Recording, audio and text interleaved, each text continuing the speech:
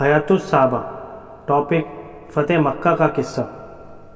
حضرت ابن عباس رضی اللہ عنہ فرماتے ہیں، حضور صلی اللہ علیہ وسلم مدینے سے روانہ ہوئے اور اپنے پیچھے حضرت ابو رحم کلثوم بن حسین غفاری رضی اللہ تعالیٰ عنہ کو مدینے کا امیر بنایا۔ آپ 10 رمضان کو روانہ ہوئے۔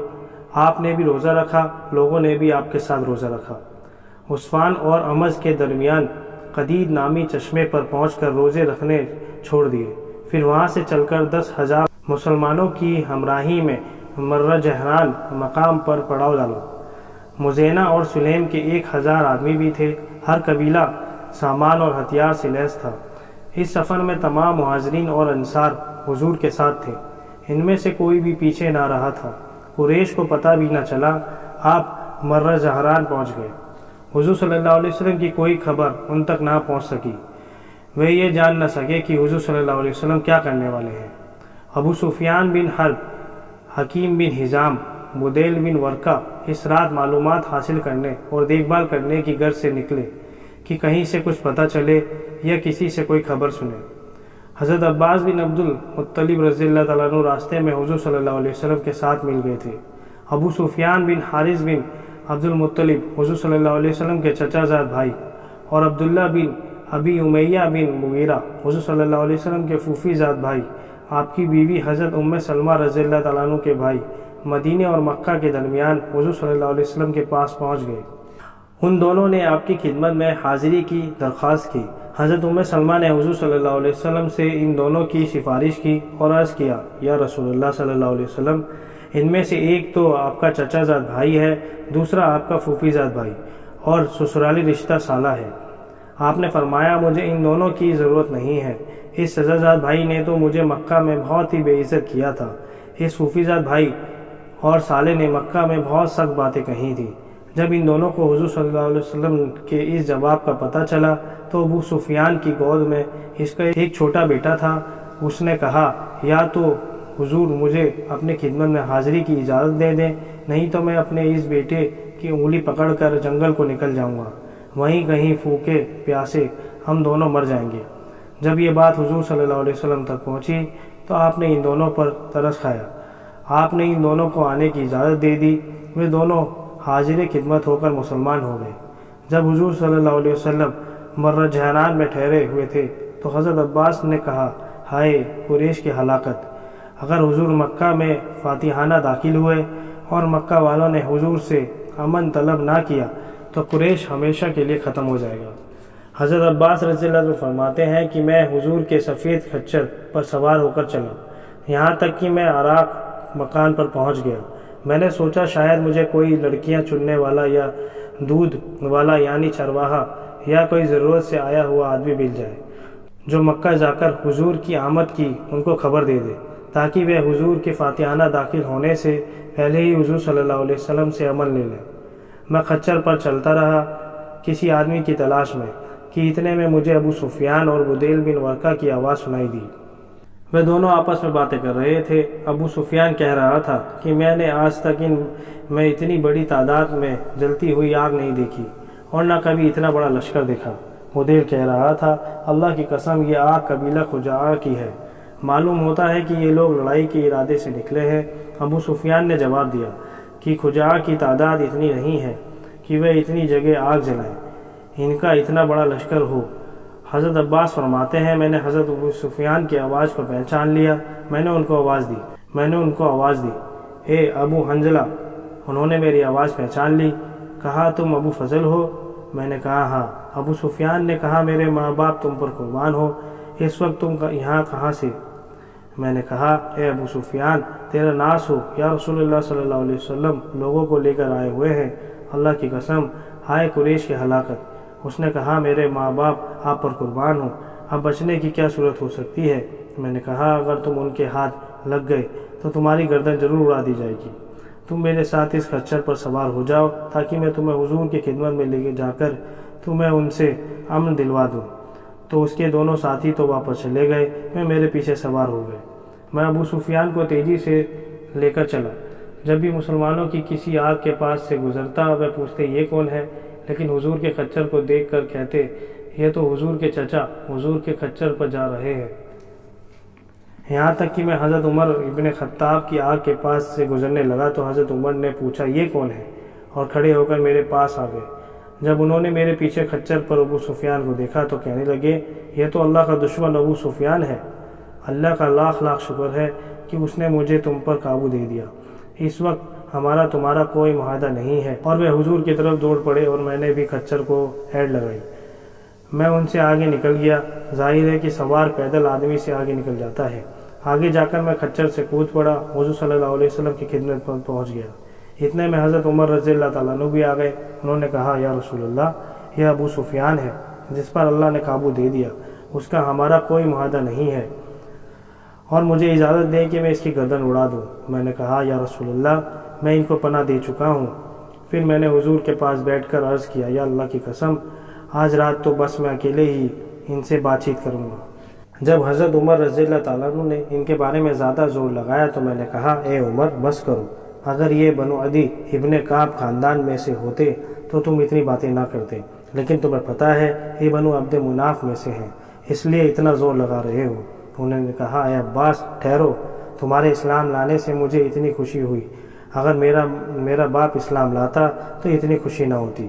اس کی وجہ صرف یہ ہے کہ تمہارا اسلام لانا حضور صلی اللہ علیہ وسلم کے لیے میرے باپ خطاب کے اسلام لانے سے زیادہ خوشی کی وجہ تھی۔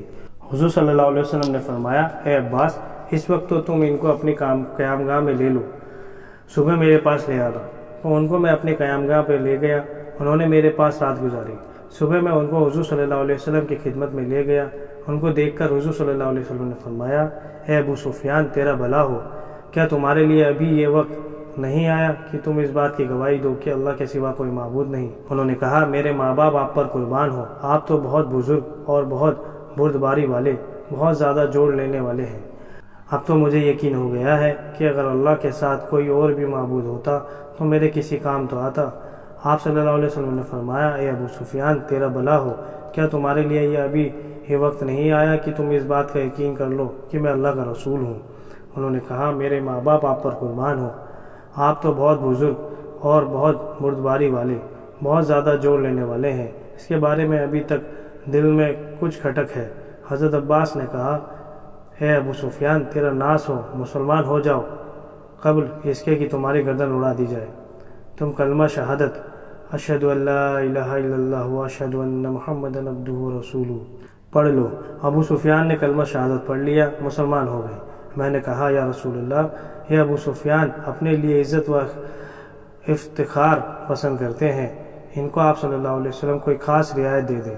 آپ نے فرمایا جو ابو سفیان کے گھر میں داخل ہو جائے گا اسے امن ہے، جو اپنے دروازے کو بند کر لے گا اسے امن ہے، جو مسجد حرام میں داخل ہو جائے گا اسے امن ہے۔ جب حضرت ابو سفیان واپس ہونے لگے تو حضور صلی اللہ علیہ وسلم نے فرمایا اے عباس، ان کو لے جا کر وادی میں اس جگہ کھڑا کر دو جہاں پہاڑ کا کچھ حصہ ناک کی طرح سے آگے نکلا ہوا ہے۔ یہ جگہ پہاڑوں کے درمیان تنگ تھی تاکہ یہ وہاں سے تمام لشکر کو گزرتے ہوئے دیکھیں۔ تو میں ان کو لے کر گیا، وادی کی اس تنگ گھاٹی میں لے جا کر کھڑا کر دیا جہاں کا حضور نے فرمایا تھا۔ وہاں سے قبائل اپنے جھنڈے لے کر گزرنے لگے۔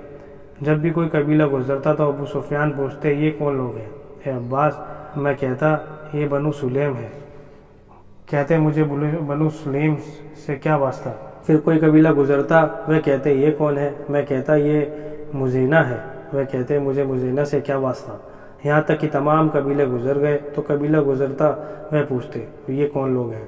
میں کہتا یہ بنو فلاح ہے۔ وہ کہتے مجھے ان سے کیا واسطہ؟ یہاں تک کہ حضور صلی اللہ علیہ وسلم لوہے سے لیس لی سیاہ دستے میں گزرے، ان میں مہاجرین اور انصار تھے۔ ان کی آنکھوں کے علاوہ اور کچھ نظر نہ آتا تھا، یعنی سب نے خود اور زرہیں پہن رکھی تھی اور ہر طرح کے ہتھیار لگا رکھے تھے۔ تو انہوں نے حیران ہو کر کہا سبحان اللہ، یہ کون لوگ ہیں؟ اے عباس، میں نے کہا یہ رسول اللہ صلی اللہ علیہ وسلم مہاجرین اور انصار میں تشریف لے جا رہے ہیں۔ انہوں نے کہا اے ابو فضل، اللہ کی قسم، ان سے مقابلے کی تو کسی میں ہمت و طاقت نہیں۔ آج تو تمہارے بھتیجے کی بادشاہت بہت بڑی ہو گئی ہے۔ میں نے کہا یہ بادشاہ نہیں ہے، یہ نبوت ہے۔ انہوں نے کہا ہاں یہی نبوت ہی صحیح۔ میں نے کہا اب تو اپنی قوم کی جا کر فکر کرو۔ سو وہ گئے اور مکہ میں پہنچ کر اونچی آواز سے یہ اعلان کیا اے قریش، یہ محمد تمہارے ہاں اتنا لشکر لے کر آ رہے ہیں جس کا تم مقابلہ نہیں کر سکتے ہو، لہٰذا جو ابو سفیان کے گھر میں داخل ہو جائے گا اسے امن مل جائے گا۔ اس اعلان پر غصہ ہو کر ان کی بیوی ہند بنت عتبہ نے کھڑے ہو کر ان کی مونچھیں پکڑ لی، کہنے لگیں اس کالے کلیٹے کمینے کو قتل کر دو، ان کو دشمن کی جاسوسی کے لیے بھیجا تھا، یہ تو بڑی بری خبر لانے والا ہے۔ انہوں نے کہا تمہارا ناس ہو، اس عورت کی باتوں سے دھوکے میں نہ آ جانا، کیونکہ حقیقت یہی ہے کہ محمد صلی اللہ علیہ وسلم ایسا لشکر لے کر آ رہے ہیں جس کا تم مقابلہ نہیں کر سکتے، جو ابو سفیان کے گھر میں داخل ہو جائے گا اسے امن مل جائے گا۔ لوگوں نے کہا تیرا ناس ہو، کیا تمہارا گھر ہم سب کو کافی ہو جائے گا؟ انہوں نے کہا جو اپنا دروازہ بند کر لے گا اسے بھی امن، اور جو مسجد حرام میں داخل ہو جائے گا اسے بھی امن۔ یہ سن کر تمام لوگ اپنے گھروں اور مسجدوں کی طرف دوڑ پڑے۔ ابن عساکر نے بھی واقعی کے حوالے سے حضرت ابن عباس رضی اللہ تعالیٰ عنہ سے طبرانی کی پچھلی حدیث جیسی حدیث نقل کی ہے۔ اس میں یہ مضمون ہے کہ جب حضرت ابو سفیان حضور صلی اللہ علیہ وسلم کے پاس سے چلے گئے تو حضور صلی اللہ علیہ وسلم نے حضرت عباس کو فرمایا انہیں لے جا کر وادی کی اس تنگ جگہ میں کھڑا کر دو جہاں پہاڑ کا کچھ حصہ ناک کی طرح آگے نکلا ہوا ہے، تاکہ یہ وہاں سے اللہ کے لشکروں کو گزرتا ہوا دیکھ لیں۔ حضرت عباس فرماتے ہیں کہ عام راستے کو چھوڑ کر میں نے ان کو وادی کی اس جگہ لے جا کر کھڑا کر دیا۔ جب میں نے وہاں جا کر ان کو روک لیا تو انہوں نے کہا اے بنی ہاشم، کیا مجھے دھوکہ دینا چاہتے ہو؟ وہ سمجھے کہ شاید مجھے یہ روک کر مارنا چاہتے ہیں۔ حضرت عباس نے فرمایا اہل نبوت دھوکہ نہیں دیا کرتے، میں تمہیں کسی ضرورت سے یہاں لایا ہوں۔ ابو سفیان نے کہا تم نے مجھے شروع میں کیوں نہیں بتایا کہ تم مجھے کسی ضرورت کے لیے یہاں لائے ہو، تاکہ میرا دل مطمئن رہتا۔ حضرت عباس نے کہا میرا خیال نہیں تھا کہ تم اس طرح سوچو گے۔ حضور صلی اللہ علیہ وسلم اپنے صحابہ رضی اللہ تعالیٰ عنہ کے لشکر کی ترتیب دے چکے تھے، ہر قبیلہ اپنے امیر کے ہمراہ گزرنے لگا، ہر دستہ اپنا جھنڈا لہراتا ہوا جا رہا تھا۔ حضور صلی اللہ علیہ وسلم نے سب سے پہلے جس دستے کو بھیجا اس کے امیر حضرت خالد بن ولید تھے۔ یہ دستہ بنی سلیم کا تھا، ان کی تعداد 1000 کی تھی۔ ان میں ایک چھوٹا جھنڈا حضرت عباس بن مرواس کے ہاتھ میں تھا، دوسرا چھوٹا جھنڈا حضرت خفاف بن ندبہ کے ہاتھ میں تھا، ایک بڑا جھنڈا حجاج بن الات نے اٹھا رکھا تھا۔ حضرت ابو سفیان نے پوچھا یہ کون لوگ ہیں؟ حضرت عباس نے کہا یہ خالد بن ولید ہے۔ حضرت ابو سفیان نے کہا وہی نوعمر لڑکا؟ انہوں نے کہا ہاں۔ جب حضرت خالد حضرت عباس کے سامنے سے گزرنے لگے، وہاں ان کے ساتھ حضرت ابو سفیان بھی کھڑے ہوئے تو حضرت خالد کے لشکر نے 3 دفعہ بلند آواز سے اللہ اکبر کہا، آگے بڑھ گئے۔ پھر ان کے بعد حضرت زبیر بن عوام 500 کے دستے کو لے کر گزرے، جن میں کچھ مہاجرین کچھ غیر معروف لوگ تھے۔ ان کے ساتھ ایک کالا بڑا جھنڈا تھا۔ جب حضرت زبیر حضرت سفیان کے سامنے سے گزرنے لگے تو انہوں نے اپنے ساتھیوں کے ساتھ مل کر 3 دفعہ بلند آواز میں اللہ اکبر کہا۔ حضرت ابو سفیان نے پوچھا یہ کون ہے؟ حضرت عباس نے کہا یہ زبیر بن عوام ہے۔ انہوں نے کہا تمہارے بھانجے؟ حضرت عباس نے کہا۔ پھر غفار قبیلے کے 300 آدمی گزرے جن کا بڑا جھنڈا حضرت ابوذر غفاری نے اٹھا رکھا تھا۔ کچھ لوگ کہتے ہیں کہ حضرت ایما بن رہزہ نے اٹھا رکھا تھا۔ ان لوگوں نے بھی حضرت ابو سفیان کے سامنے آ کر 3 دفعہ بلند آواز میں اللہ اکبر کہا۔ انہوں نے پوچھا اے ابو فضل یہ کون لوگ ہیں؟ حضرت عباس نے کہا یہ بنو غفار ہیں۔ انہوں نے کہا مجھے بنو غفار سے کیا واسطہ؟ پھر بنو اسلم کے 400 آدمی گزرے، ان کے 2 چھوٹے جھنڈے تھے، ایک حضرت بریدہ بن حسیب کے ہاتھ میں، دوسرا حضرت نازیہ بن اعظم کے ہاتھ میں۔ انہوں نے بھی حضرت ابو سفیان کے سامنے پہنچ کر بلند آواز میں 3 دفعہ اللہ اکبر کہا۔ حضرت ابو سفیان نے پوچھا یہ کون لوگ ہیں؟ حضرت عباس نے کہا ابو اسلم۔ انہوں نے کہا ابو فضل مجھے ابو اسلم سے کیا واسطہ؟ ہمارے اور ان کے درمیان کبھی کوئی گڑبڑ نہیں ہوئی۔ حضرت عباس نے کہا یہ مسلمان لوگ ہیں، اسلام میں داخل ہو چکے ہیں۔ پھر بنو کعب بن عمر کے 500 آدمی گزرے جن کا جھنڈا حضرت بشر بن شعبان نے اٹھا رکھا تھا۔ حضرت سفیان نے کہا یہ کون لوگ ہیں؟ حضرت عباس نے کہا یہ بنو کعب بن عمر۔ انہوں نے کہا اچھا یہ تو محمد صلی اللہ علیہ وسلم کے حلیف ہیں۔ انہوں نے بھی حضرت ابو سفیان کے سامنے پہنچ کر بلند آواز میں 3 دفعہ اللہ اکبر کہا۔ پھر مزینہ قبیلہ کے 1000 آدمی گزرے جن میں 100 گھوڑے، 3 چھوٹے جھنڈے تھے، جنہیں حضرت نعمان بن مقرن رضی اللہ تعالیٰ عنہ اور حضرت بلال بن حارث رضی اللہ تعالیٰ عنہ اور عبد بن عمر رضی اللہ تعالیٰ عنہ نے اٹھا رکھا تھا۔ انہوں نے بھی ان کے سامنے آ کر بلند آواز میں اللہ اکبر کہا۔ پھر حضرت ابو سفیان نے کہا یہ لوگ کون ہیں؟ حضرت عباس نے کہا یہ مزینہ ہے۔ حضرت ابو سفیان نے کہا اے ابو فضل مجھے مزینہ سے کیا واسطہ؟ لیکن یہ بھی پہاڑوں کی چوٹیوں سے ہتھیاروں کو کھٹکھٹاتے ہوئے یہاں میرے سامنے آ گئے۔ پھر جوہینہ کے 800 آدمی اپنے امیروں کے ساتھ گزرے۔ ان کے 4 چھوٹے جھنڈے تھے جنہیں ابو زہرہ، معبد بن خالد اور سوید بن صخر اور رافع بن مکیس اور عبداللہ بن بدر نے اٹھا رکھا تھا۔ انہوں نے بھی ان کے سامنے پہنچ کر 3 دفعہ بلند آواز میں اللہ اکبر کہا۔ پھر کنانہ، بنو لیث اور زمرہ اور سعد بن وقر کے 200 آدمی گزرے۔ ان کا جھنڈا ابو واقد کیسی نے اٹھا رکھا تھا۔ انہوں نے بھی ان کے سامنے پہنچ کر 3 دفعہ بلند آواز میں کہا اللہ اکبر۔ حضرت ابو سفیان نے پوچھا یہ کون لوگ ہیں؟ حضرت عباس نے کہا بنو بکر ہیں۔ انہوں نے کہا اچھا، یہ تو بڑے منحوس ہیں، انہی کی وجہ سے تو محمد صلی اللہ علیہ وسلم نے ہم پر چڑھائی کی ہے۔ صلح حدیبیہ کے بعد قبیلہ خزاع نے حضور صلی اللہ علیہ وسلم نے معاہدہ کر لیا تھا، اور قبیلہ بنو بکر نے قریش سے، اور قریش اور بنو بکر نے قبیلہ خزاع پر زیادتی کی۔ یوں انہوں نے خلاف ورزی کر کے صلح ختم کر دی، جس کی وجہ سے حضور صلی اللہ علیہ وسلم کو مکہ پر چڑھائی کا جواز مل گیا۔ ابو سفیان اسی طرف اشارہ کر رہے تھے۔ ذرا سنو تو صحیح، اللہ کی قسم، قریش نے خزاع کے ساتھ جو زیادتی کی تھی اس کے بارے میں مجھ سے مشورہ نہیں کیا تھا، نہ مجھے اس کا پتہ چل سکا۔ جب مجھے اس کی خبر ہوئی تو میں نے اس پر ناپسندیدگی کا اظہار کیا، لیکن جو مقدر میں لکھا تھا وہ ہو گیا۔ حضرت عباس نے کہا حضرت محمد صلی اللہ علیہ وسلم کی تم پر چڑھائی میں بھی اللہ نے تمہارے لیے خیر مقدر فرما رکھی ہے، یوں تم سب اسلام میں داخل ہو جاؤ گے۔ واقدی کہتے ہیں کہ عبداللہ بن عامر نے مجھ سے بیان کیا کہ ابو عمر بن حماس نے فرمایا بنو لیث اکیلے گزرے، ان کی تعداد 250 تھی۔ ان کا جھنڈا حضرت ابو صعب بن جسامہ نے اٹھا رکھا تھا۔ گزرتے وقت انہوں نے 3 دفعہ بلند آواز میں اللہ اکبر کہا۔ حضرت ابو سفیان نے پوچھا یہ کون لوگ ہیں؟ حضرت عباس نے کہا بنو لیث ہیں۔ پھر سب سے آخر میں قبیلہ اشجع گزرا، یہ 300 کے تھے۔ ان کا ایک جھنڈا حضرت مالک بن سنانہ کے ہاتھ میں اور دوسرا نعیم بن مسعود کے ہاتھ میں۔ حضرت ابو سفیان نے کہا یہ لوگ عرب میں سے حضور صلی اللہ علیہ وسلم کے لیے سب سے زیادہ سخت ہیں۔ حضرت عباس نے کہا اللہ نے اپنے فضل سے اب تو اسلام ان کے دلوں میں داخل کر دیا ہے۔ حضرت ابو سفیان کچھ دیر خاموش رہے، پھر پوچھا کہ ابھی تک محمد صلی اللہ علیہ وسلم نہیں گزرے؟ حضرت عباس نے کہا ابھی تک نہیں گزرے۔ جس دستے میں حضور صلی اللہ علیہ وسلم ہے، اگر تم اس کو دیکھو گے تو تمہیں لوہا ہی لوہا، گھوڑے ہی گھوڑے، بڑے بہادر آدمی نظر آئیں گے۔ ایسا لشکر دیکھو گے جس کے مقابلے کی کسی میں طاقت نہیں۔ حضرت ابو سفیان نے کہا اللہ کی قسم اے ابو فضل، اب تو مجھے بھی اسی کا یقین ہو گیا ہے، ان سے مقابلے کی طاقت کسی میں نہ ہو سکتی۔ جب حضور صلی اللہ علیہ وسلم کا دستہ نمودار ہوا تو ہر طرف لوہا ہی لوہا، گھوڑے کے سوموں سے اڑنے والا غبار نظر آنے لگا۔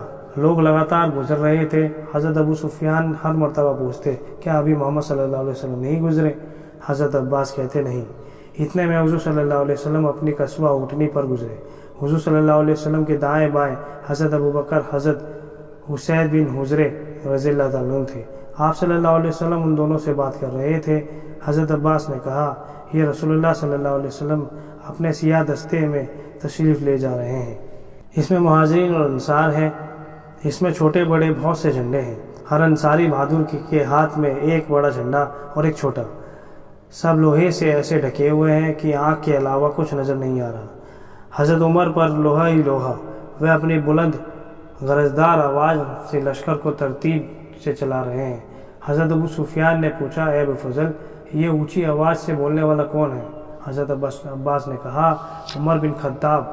ابو سفیان نے کہا بنو عدی، حضرت عمر کا خاندان تو بہت کم تھے، بڑے جلیل تھے، اب تو ان کی بات بڑی اونچی ہو گئی۔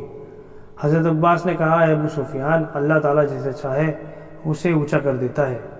حضرت عمر ان لوگوں میں سے ہیں جن کو اسلام نے اونچا کر دیا، اور راوی کہتے ہیں کہ اس دستے میں 2000 جرحیں تھے۔ حضور نے اپنا جھنڈا حضرت سعد بن عبادہ کو دے رکھا تھا، وہ دستے کے آگے چل رہے تھے۔ حضرت سعد حضور صلی اللہ علیہ وسلم کا جھنڈا لے کر ابو سفیان کے پاس سے گزرے تو انہوں نے ان کو آواز دے کر کہا آج کا دن خریجی کا دن ہے، آج کے دن حرم مکہ کی حرمت اٹھا لی جائے گی، آج اللہ تعالیٰ قریش کو ذلیل کر دیں گے۔ جب حضور صلی اللہ علیہ وسلم آگے بڑھے، ابو سفیان کے سامنے پہنچ گئے تو انہوں نے حضور صلی اللہ علیہ وسلم کو پکار کر کہا یا رسول اللہ، کیا آپ صلی اللہ علیہ وسلم نے اپنی کوگ کہ قتل کرنے کا حکم دیا ہے۔ سعد اور ان کے ساتھی ہمارے پاس سے گزرتے ہوئے کہہ گئے کہ آج کا دن خرینجی کا دن ہے، آج کے دن حرم مکہ کی حرمت اٹھا لی جائے گی، آج اللہ تعالیٰ قریش کو ذلیل کر دیں گے۔ میں آپ کو آپ کی قوم کے بارے میں اللہ کا واسطہ دیتا ہوں، آپ صلی اللہ علیہ وسلم تو لوگوں میں سب سے زیادہ نیک اور سب سے زیادہ جوڑ لینے والے ہیں۔ حضرت عبد الرحمن بن عوف اور حضرت عثمان بن عفان نے کہا، یا رسول اللہ، ہمیں خطرہ ہے کہیں سعد قریش پر حملہ نہ کر دے۔ حضور صلی اللہ علیہ وسلم نے فرمایا، اے ابو سفیان، آج تو رحم کرنے کا دن ہے، آج اللہ تعالیٰ قریش کو عزت دیں گے۔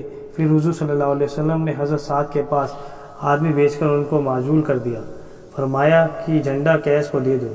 آپ صلی اللہ علیہ وسلم نے سوچا کہ جب جھنڈا سعد کے بیٹے قیس کو مل جائے گا تو گویا سعد کے ہاتھ سے جھنڈا نہیں نکلا، لیکن حضرت سعد نے فرمایا جب تک حضور صلی اللہ علیہ وسلم کی طرف سے کوئی نشانی نہیں آئے گی وہ جھنڈا نہیں دیں گے۔ اس لیے حضور صلی اللہ علیہ وسلم نے ان کے پاس اپنی پگڑی بھیجی، جسے پہچان کر سعد نے جھنڈا اپنے بیٹے قیس کو دے دیا۔ حضرت ابو لیلہ رضی اللہ عنہ فرماتے ہیں کہ فتح مکہ کے سفر میں ہم لوگ حضور صلی اللہ علیہ وسلم کے ساتھ تھے۔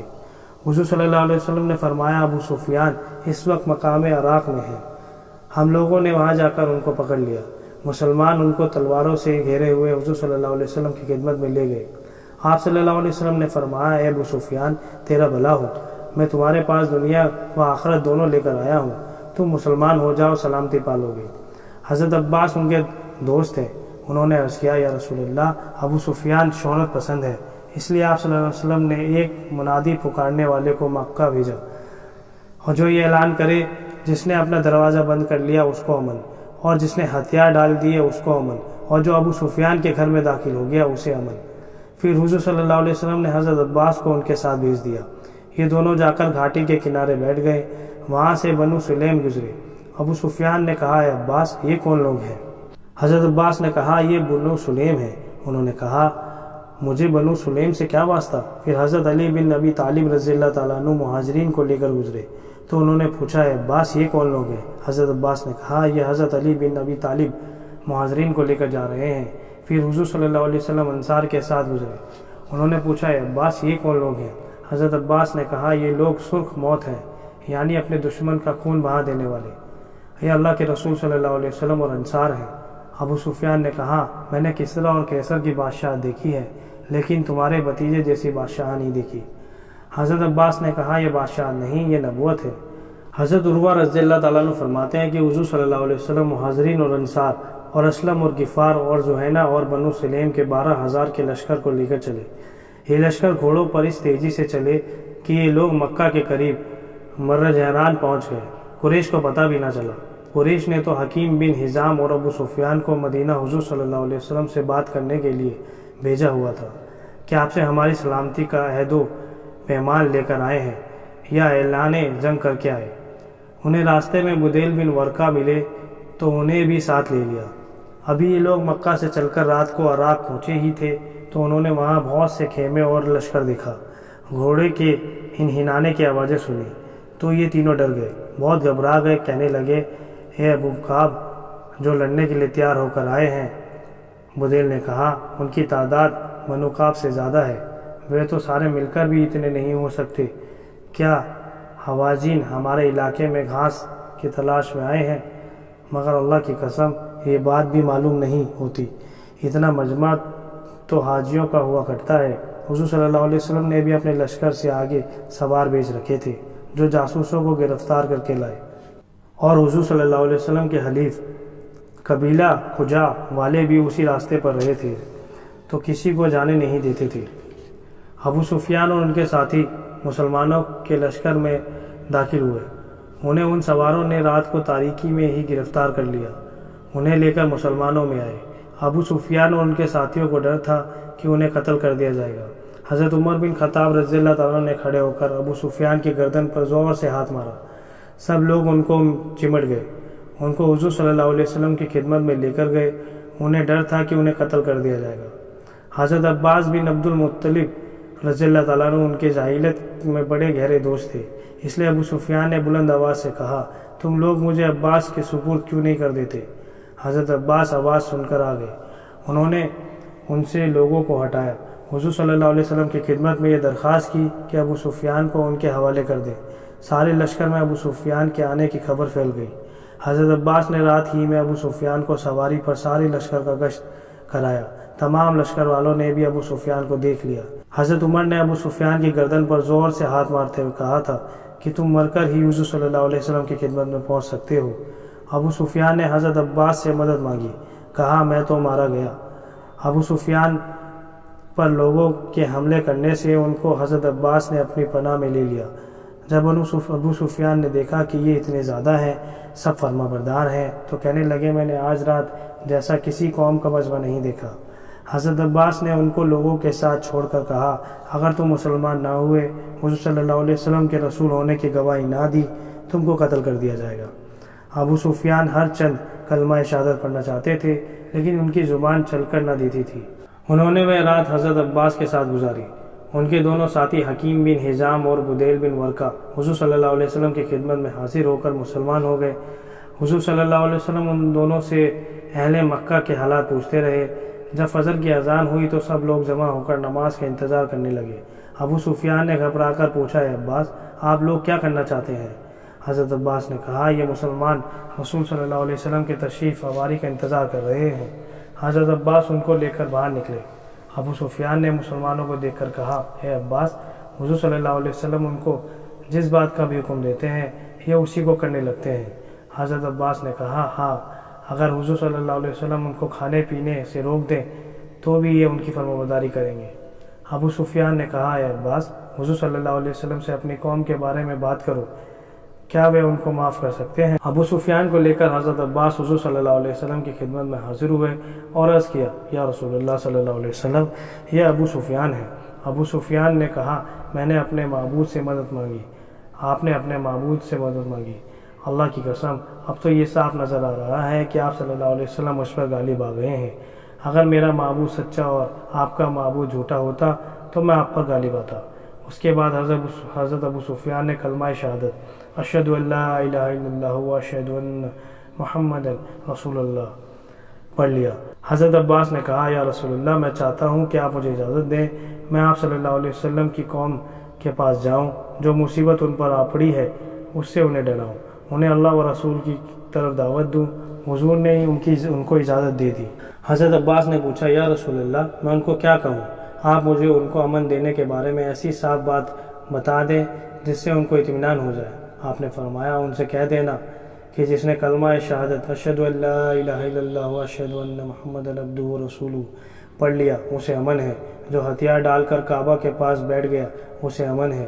جس نے اپنا دروازہ بند کر لیا اسے امن ہے۔ حضرت عباس نے کہا یا رسول اللہ، ابو سفیان ہمارے چچا زاد بھائی ہیں، وہ میرے ساتھ واپس جانا چاہتے ہیں، آپ انہیں کچھ امتیازی عزت دے دیں۔ آپ صلی اللہ علیہ وسلم نے فرمایا جو ابو سفیان کے گھر میں داخل ہو گیا اسے بھی امن ہے، اور جو ہاتھ روک کر حکیم بن حزام کے گھر میں داخل ہو گیا اسے بھی امن ہے۔ آپ نے یہ دو گھر اس لیے متعین فرمائے کہ ابو سفیان کا گھر مکہ کے اوپر والے حصے میں تھا، حکیم بن حزام کا گھر مکہ کے نیچے والے حصے میں تھا۔ ابو سفیان حضور صلی اللہ علیہ وسلم کے ان تمام اعلانات کو اچھی طرح سمجھنے لگے۔ حضور صلی اللہ علیہ وسلم نے حضرت دہیہ قلبی رضی اللہ تعالیٰ عنہ کو دیا ہوا اپنا سفید خچر حضرت عباس کو دے دیا۔ وہ اس پر اپنے پیچھے حضرت ابو سفیان کو بٹھا کر چل پڑے۔ جب حضرت عباس روانہ ہوئے تو حضور صلی اللہ علیہ وسلم نے ان کے پیچھے چند آدمی بھیجے کہ جا کر عباس کو میرے پاس واپس لے آؤ۔